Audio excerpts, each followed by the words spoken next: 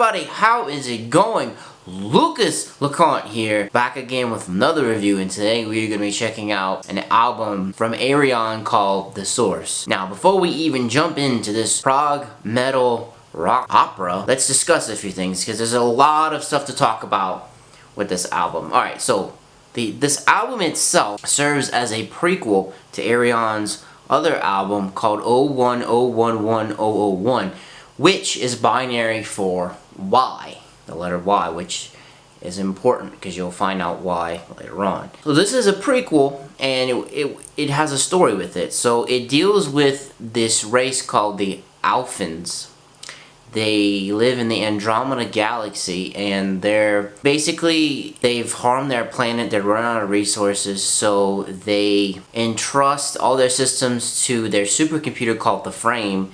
And after a while, the Frame determines that the only way to stop the catastrophe is to get rid of the humans that caused everything. So everything starts shutting down, everything starts going crazy, and the Alphans realize that they have to leave their planet. So they have to pick 10 people. They pick 10 people who are the main characters in here to get on the ship to leave to go to another planet, which they end up calling it Planet Y. So I'm not going to go too much more into the story because I don't want to really spoil it for anybody, but the story itself is really, really cool because it uses real life places like the Andromeda galaxy, the star of Sira. That's a real star. So it blends as fiction, but it also uses real life elements, which I think is really, really cool. Another neat thing about this album is it is full of guest stars. You have Paul Gilbert and Guthrie Govan do guitar solos in here. Now, I couldn't find exactly which ones that they exactly do in here. Couldn't exactly find which songs they're on, but they are on here. And this album has a slew of guest vocalists. Alright, I'm going to read you off the vocalists. I'm going to read you off the part that they play. Alright, first up we have James LaBrie from Dream Theater. He's a historian. Tommy Karavik from Camelot, Seventh Wonder. He is the opposition leader. We have Tommy Rogers from Between the Buried and Me. He's the chemist. We have Simone Simmons from Epica. She's the counselor. Niles K. Rue from Pagan's Mind is the prophet. Tobias Sammet, Edgary, Evan Stasia, I'm going to butcher a lot of these names, as the captain. Hans Kursick, Blind Guardian, as the astronomer. Mike Miles, Tohinder as TH1, which that is a robot that the Alphans bring with them when they go to Planet Y, their new planet. Russell Allen from Symphony X as the president. Michael Erickson from Circus Maximus as a diplomat. Flora Jensen from Nightwish. Nightwish is the biologist. Will Shaw, heir apparent. Wilmer Warburg, Jan Willem Curtis, and Litas Vanberg, Scarlet Stories as the ship's crew. And finally we have Jonher Zorgati Myrith as the preacher. I butchered those names, I'm sorry.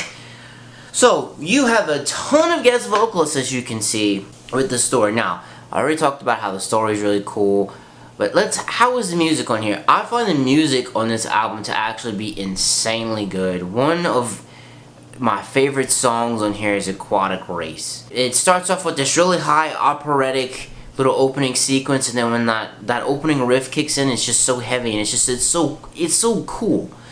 You have really cool guitar riffs on here, and you also get like this blended like Celtic type music with like mandolins, and there's a ton of strings on here, massive orchestration, and they all sound really cool. And then at certain points the heavy guitars will mix with the Celtic stuff, and it's very unique. I haven't really heard stuff like this before, and I can't believe I've taken so long to actually get into Ayreon before, because I absolutely love all of it. Production here it's really good. Drums sound good, guitars sound good, strings sound good. I mean, production wise, it sounds great. You should listen to this album if, like me, you listen to Dream Theater's The Astonishing and were absolutely unastonished by how bad and stupid it was. This album is what The Astonishing should have been. You have a really awesome story, you have really cool riffs, really cool orchestration.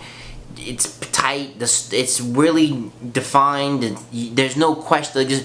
The story itself is really clear. You don't have to guess on anything. Like, you're being told the story as it goes along. It's very easy to follow. You know, you don't get confused or anything like that. It's very straightforward.